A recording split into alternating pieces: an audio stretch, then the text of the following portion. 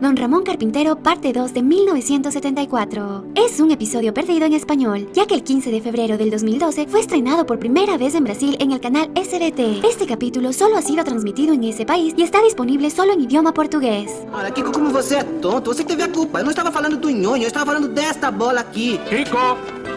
Seu Madruga, por acaso não viu por aqui o Kiko? Não, felizmente não.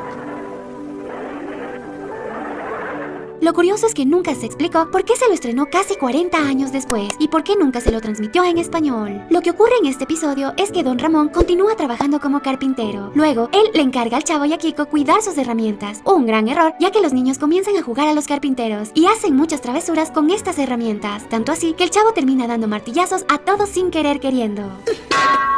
Ele passou justo quando ia dar uma martelada. Agora você vai... Sua mãe pediu para você fazer um favor. Quer ele? Não, deixa.